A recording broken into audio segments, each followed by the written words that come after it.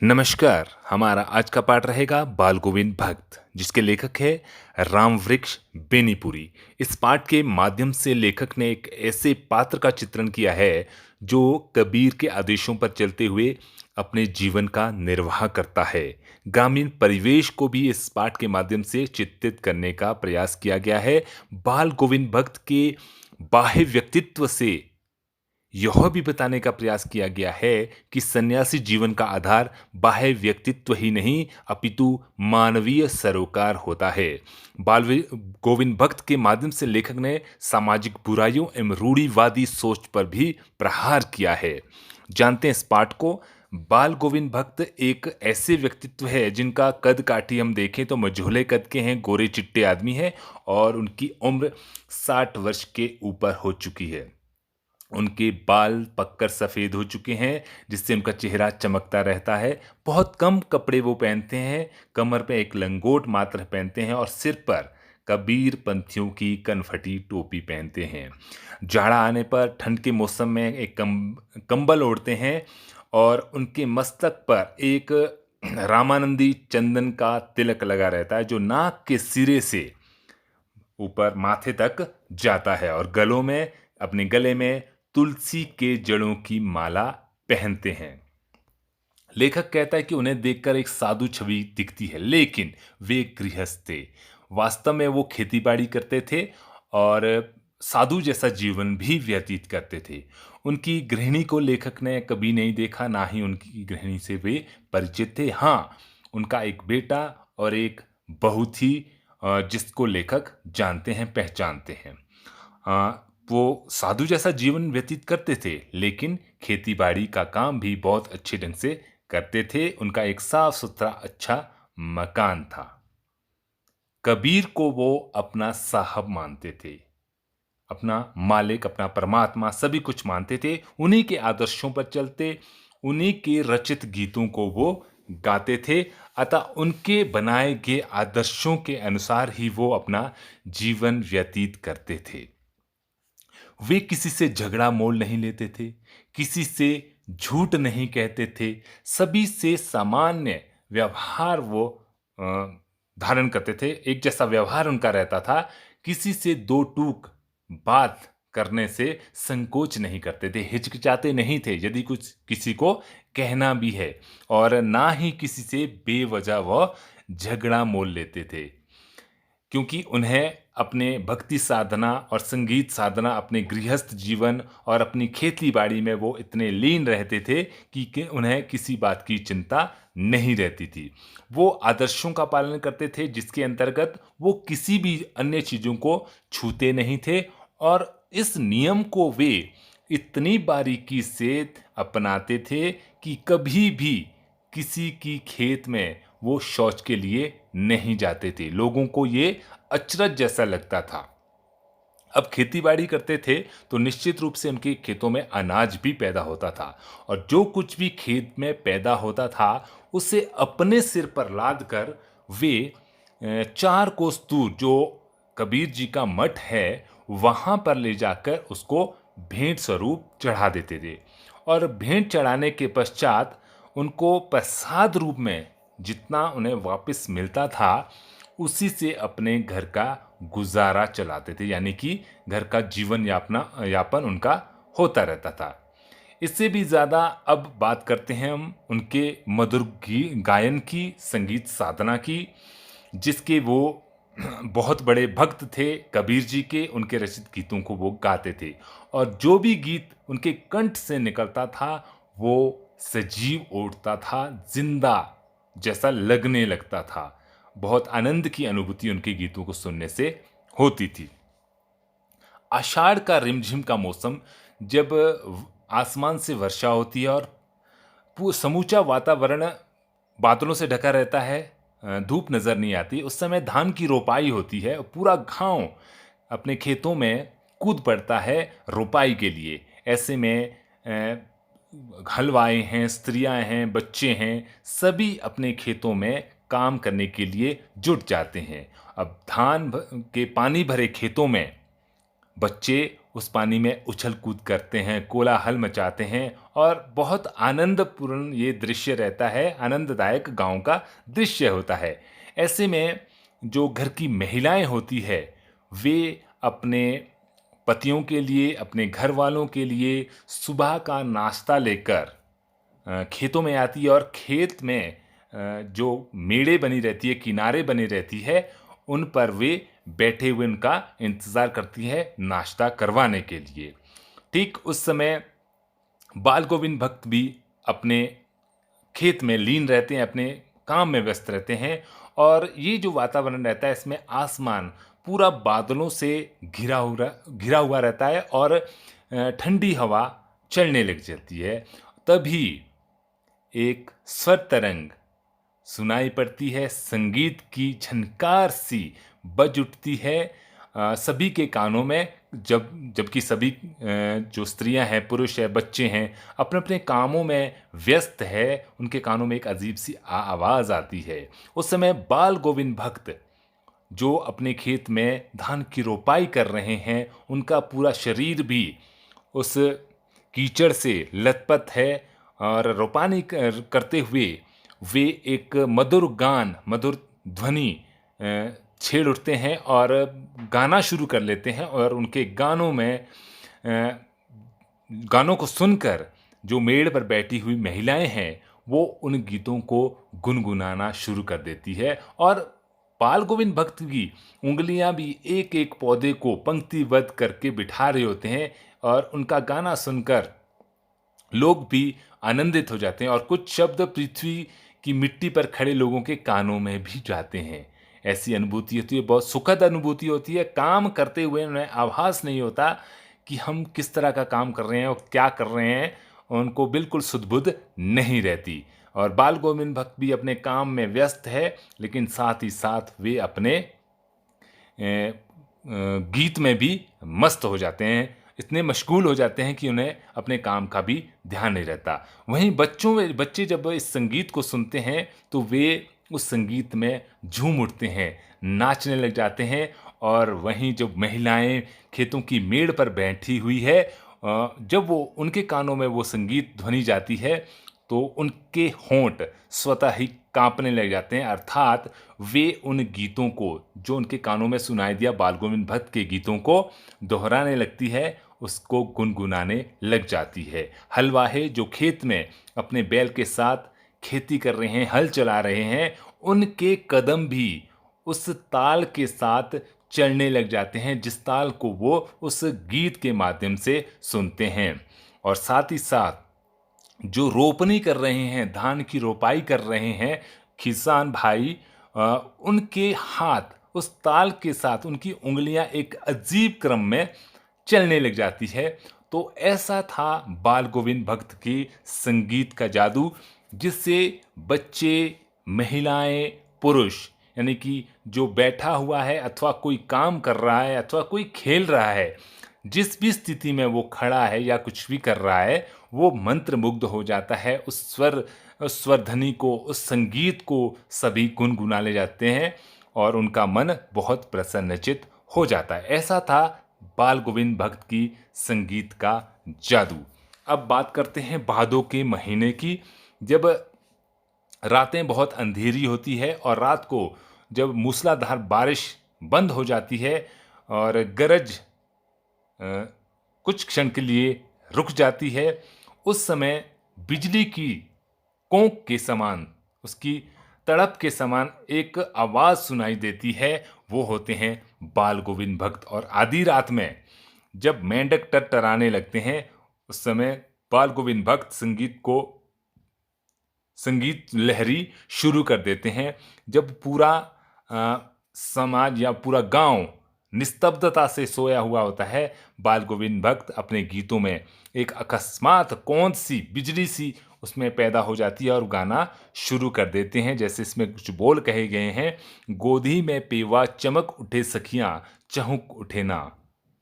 इस तरह का वो कुछ गीत के माध्यम से अपने शब्दों को व्यक्त करते हैं। हालांकि वातावरण वो भक्तिमय बना लेते हैं और उनका जो गीत है लोगों को ऐसा नहीं लगता कि उनकी नींद को उनने खराब किया हो, अपितु वो बहुत आनंददायक उसको अनुभव करते हैं। गोदी में पिवा चमक उठे सखियाँ, चिहुक उठे ना। ऐसे कुछ बोल वो कहते हैं जिसका अर्थ है पिया तो गोद में ही है किंतु वह समझती है वह अकेली है। इस तरह से वो दूसरा गाना शुरू कर देते हैं, तेरी गठरी में लागा चोर मुसाफिर जाग जरा।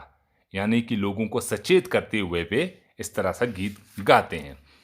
उसके पश्चात कार्तिक से फागुन मास तक प्रभातियां शुरू हो जाती है, यानी कि प्रातः काल में गाए जाने वाले गीत आरंभ हो जाते हैं, जिसे बाल गोविंद भक्त निरंतर तन्मयता से उन गीतों को गाते हैं। वे प्रतिदिन प्रातः उठकर अपने घर से, अपने गांव से लगभग 2 मील की दूर नदी पर जाकर स्नान करते हैं और स्नान करने के पश्चात वे पोखर के एक छोटे तालाब, पोखर होता है एक छोटा तालाब, उसके किनारे एक ऊंचे से स्थान पर बैठकर, जहां वे कूश की बनी हुई चटाई पर बैठकर खंजरी बजाते हैं और गीत गाना आरंभ कर देते हैं। लेखक की प्रतिदिन की दिनचर्या थी कि वे बहुत देरी से उठते थे, परंतु एक दिन उन्हें लगा माघ का कड़कड़ा देने वाली ठंड थी, बहुत ठंडी सुबह थी और उन्हें भगत का संगीत सुनाई देता है, बाल गोविंद भक्त का संगीत सुनाई देता है। वो देखते हैं आसमान की तरफ, अभी तारे बुझे भी नहीं थे, कुछ चमक रहे थे और पूरब दिशा से हल्की सी लालिमा दिखा दे रही थी, जिसमें शुक्र तारा चमक रहा था। और आसपास के वातावरण में खेत है, खलियान है, बाग बगीचे हैं, उसमें कुहासा छाया हुआ था, अभी भी वातावरण में अंधकार था। तो ऐसे समय में लेखक बाल गोविंद भक्त का संगीत सुनते हैं। उन्हें अचरज होता है, हैरानी होती है, कितनी कड़कड़ा देने वाली ठंड में भी बाल गोविंद भक्त अपनी दिनचर्या नियमित रूप से वैसे ही गा रहे हैं, बजा रहे हैं। उस जगह पे वे कुश की चटाई पर बैठते हैं और अपना मुंह पूरब की ओर किए हुए, हालांकि उस समय ठंड होती है, इसलिए वे एक काली कंबली को ओढ़े हुए खंजरी को बजाते हुए गीत गाते हैं। लेखक को उस समय बहुत ठंड लग रही थी क्योंकि वो ठंड का मौसम था, लेकिन भगत गाते गाते उनकी कंबल उनके सिर से सरक जाती है और वो इतना लीन हो जाते हैं अपने गीत में कि उनके माथे से पसीने की बूंदें नजर आने लगती है और चमक उठती है। ये थी भगत की संगीत साधना। अब गर्मियों की ऋतु की अगर बात करें, संध्या का समय यानी कि शाम का कार्यक्रम, शाम के समय प्रतिदिन जब वातावरण में उमस सी आ जाती है, तो उनका जो गीत था, संगीत साधना थी, वो उस समय शीतलता प्रदान करती है। सारी मित्र मंडली उनकी इकट्ठी हो जाती है और बाल गोविंद भक्त गीत गाना आरंभ कर देते हैं और साथ ही साथ उनकी मित्र मंडली उनके साथ मिलते हुए खंजरी और करतालों यानी कि तालियों को बजाते हुए उस गीत में सभी सम्मिलित हो जाते हैं। बाल गोविंद भक्त गाना आरंभ करते हैं और उनकी मित्र मंडली उसको दोहराते हैं, तिहराते हैं, मतलब उनको 2 बार गाते हैं, 3 बार गाते हैं और अजीब सा एक माहौल श्रोताओं का बन जाता है। श्रोताओं का मन बहुत प्रसन्न हो जाता है उस गीत को सुनकर, उस वातावरण में जब सब मिलजुल कर वो निश्चित गति और ताल के साथ गाने लग जाते हैं। तभी ताल स्वर में एक अजीब सा चढ़ाव भी आता है और खंजरी और करतालों के साथ उनका मन इतना प्रसन्न हो जाता है कि कभी-कभी बाल गोविंद भक्त अपने स्थान पर से उठकर खंजरी के साथ नाचना भी शुरू कर देते हैं और पूरा आंगन, जो जिस जगह पे वो मित्र मंडली एकत्रित होती है, उस जगह में संगीत का अच्छा वातावरण बनता है कि संगीत से वो आंगन ओत-प्रोत हो जाता है और मन नृत्यशील हो जाता है। मन भी उनका नाचने, गाने, उछलने का कूदने लगता है। अब कहानी में एक नया मोड़ आता है।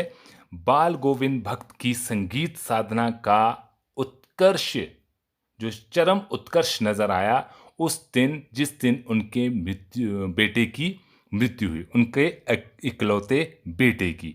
उनका एक एकमात्र इकलौता बेटा था जो कि बहुत ही सुस्त और बोदा-सा था। किंतु इसी कारण बाल गोविंद भक्त उसे और भी ज़्यादा प्यार करते थे। उनका मानना था कि ऐसे लोगों की बहुत सेवा करनी की जानी चाहिए, उनका ध्यान रखा जाना चाहिए, निगरानी उनकी होनी चाहिए।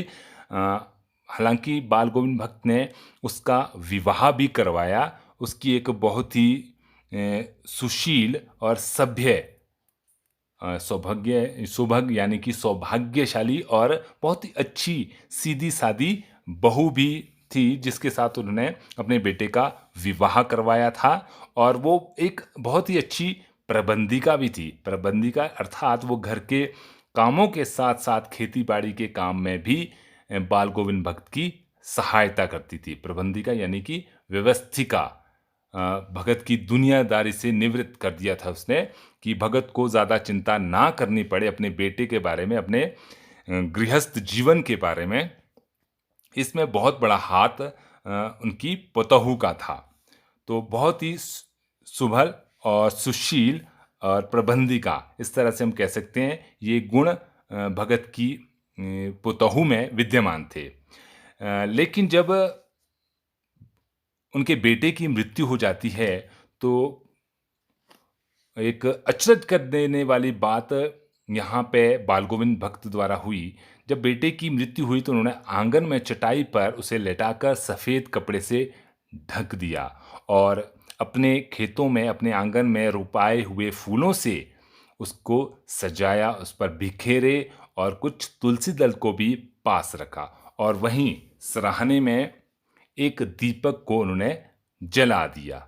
ये उनके द्वारा कबीर के आदर्शों के अनुरूप ये कार्य उन्होंने किया था। वहीं खुद अपने बेटे के शव के आसन के पास बैठकर वहीं पे आसन जमाए हुए बैठ गए और उन्होंने वहाँ पे गीत गाना आरंभ कर दिया।